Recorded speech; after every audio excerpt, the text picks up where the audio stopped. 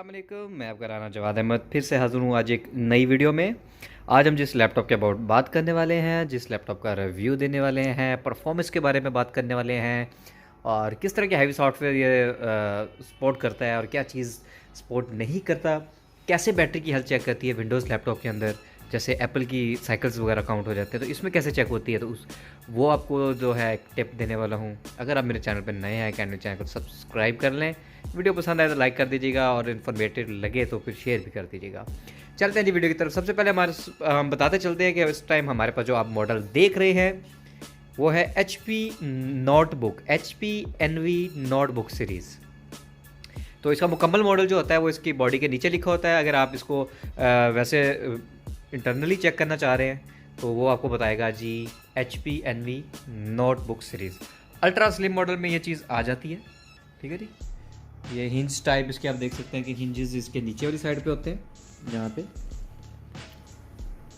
और पोर्ट्स की बात करूँ तो HDMI पोर्ट मिल जाती है और USB साथ बड़े कार्ड के ऑप्शन है और C टाइप भी दिया गया है। और प्रोसेसर की बात की जाए तो कोर i7 में 7 जनरेशन मिल जाता है। हार्ड रैम वगैरह हम इसकी स्पेसिफिकेशन खोल के देखेंगे, कैसे देखनी है, कहाँ से देखनी है, किस तरीके से मुकम्मल चेक किया जाता है। 2 पोर्ट्स में यहाँ पर मिल जाती हैं।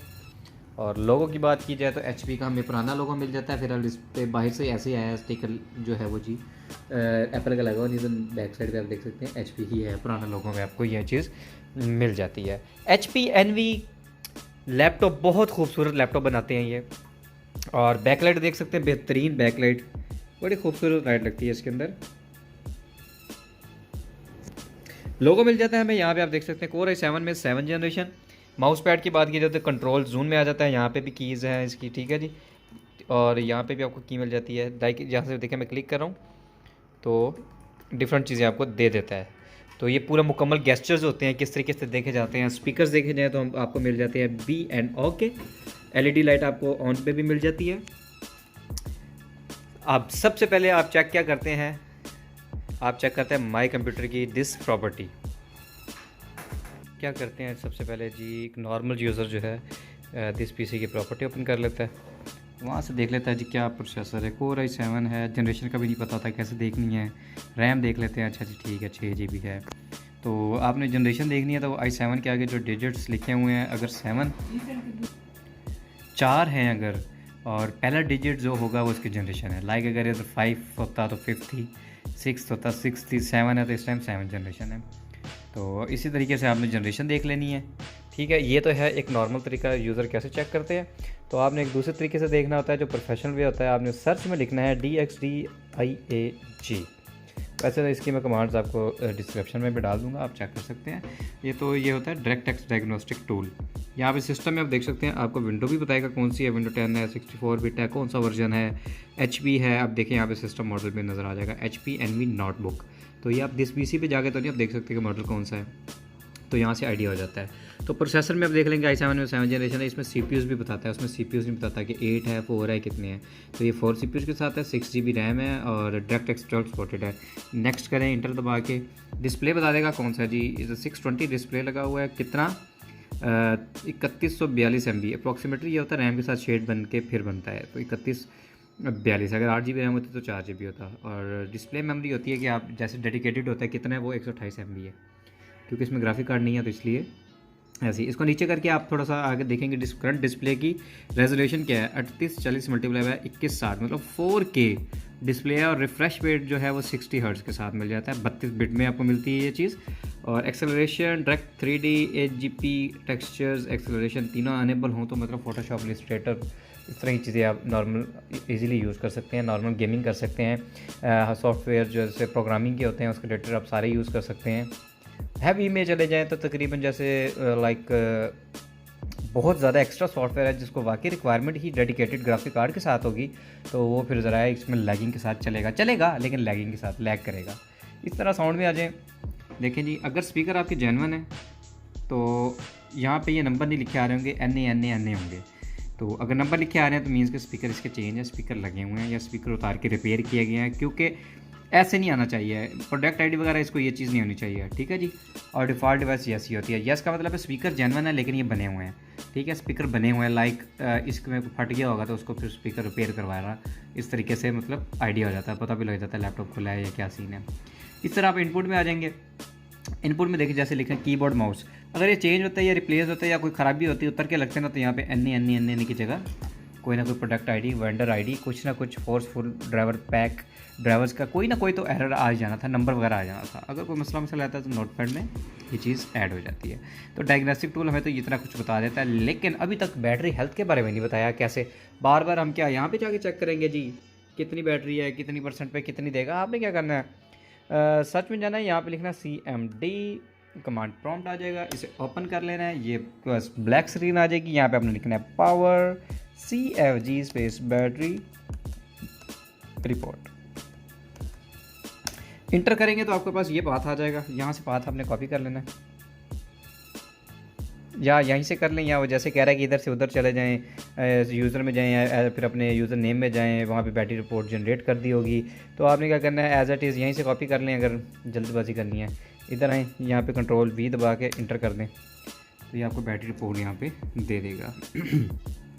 अच्छा, यहाँ पे आपको मॉडल भी बता देगा, OS बिल्ड बता देता है, प्लेटफॉर्म बता देता है। ठीक है जी, नीचे इंस्टॉल बैटरी में आ जाना है। इंस्टॉल बैटरी में आपने देखना प्राइमरी बैटरी और मैन्युफैक्चर HP है कि नहीं। अगर HP नहीं होगा तो समझ लीजिएगा बैटरी रिप्लेस है, चेंज है, कॉपी है, न्यू है, क्या सीन है, मतलब कुछ और लिखा होगा, तो मतलब बैटरी इसकी अपनी जेन्युइन है। आपने डिज़ाइन कैपेसिटी देख लें 38,960 mAh है और फुल चार्ज किया, मतलब इस टाइम करंट कितनी रहती है, पूरी की पूरी पड़ी है बैटरी, बिल्कुल ओके। यहाँ से आप बैटरी चेक कर सकते हैं, साइकिल काउंट्स भी बता देगा।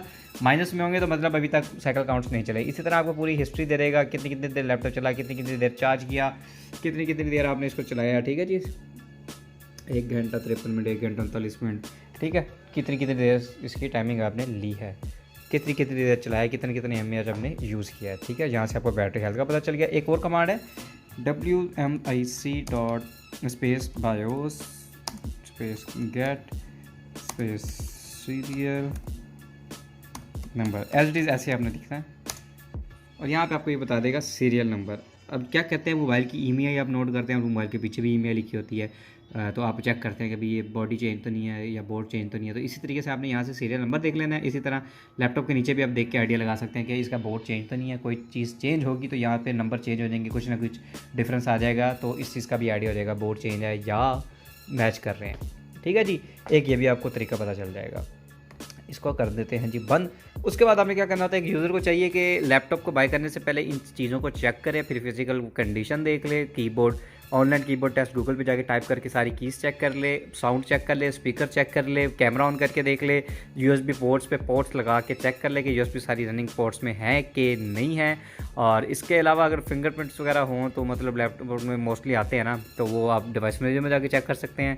तो इसके अलावा अब रह गई है प्राइस की बात। i7 7 जनरेशन 8GB रैम 256 के साथ HP NV 15.6 न्यूमेरिक पैड के साथ आपको ये वाला लैपटॉप मार्केट से मिलने वाला है 80 से 85 हज़ार का। कितने का? 80 से 85 हज़ार का आजकल की मार्केट में। ठीक है जी, और यूज़र रिव्यू देता जाऊँ, बहुत औसम लैपटॉप है, बहुत प्यारा है, देखने वाइज बहुत प्यारा है, मुकम्मल मेटल बॉडी में है। ये यूज़र रिव्यूज़ बता रहा हूँ आपको सबके, मुझे जो लोगों ने इसके इंस्टा पे मैसेज किए है, मुझे बताया उन्होंने कि ऐसी ऐसी चीज़ है, उसके बाद मैं इसका रिव्यू दे रहा हूँ। और गेमिंग वाइज आपको अगर परफॉर्मेंस बताता चलो तो GTA 5 आप इस पर 720 पिक्सल पे खेल सकते हैं, बड़ी अच्छी चलती है, लेकिन 2-3 घंटे से ज़्यादा यूज़ ना करें क्योंकि डेडिकेटेड ग्राफिक कार्ड नहीं होता तो लैपटॉप के हीट होने के चांसेस ज़्यादा होते हैं। नहीं तो आपके पास लैपटॉप फ़ैन होना चाहिए, तो वो आप नीचे रख के फिर जितने मर्जी देर खेलते रहें, चलती है।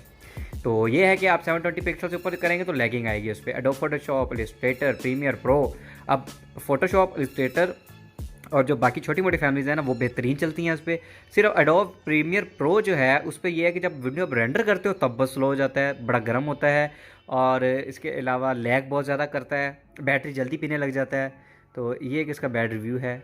ठीक हो गया, जो रिव्यूज़ मुझे एज अ कंज्यूमर, कस्टमर या मेरे व्यूवर्स के जो हैं वो मैं आपको बता रहा हूँ। इसके अलावा बैटरी टाइमिंग वाइज अगर बताऊँ तो 3 घंटे प्लस बैटरी टाइमिंग इसकी आपको मिल जाती है। बड़ी अच्छी टाइमिंग है ये वाली, 15.6 में बड़ी स्क्रीन है, 4K पैनल के साथ ही आपको मिलती है। और सॉरी मैं आपको बताता चलूँ, जो 80 से 85 रेट है वो 1080p का है, 4K स्क्रीन रेजोल्यूशन का नहीं है। जो 4K स्क्रीन रेजोल्यूशन होती है उसका 10 से 15 हज़ार रेट ज़्यादा ही होता है।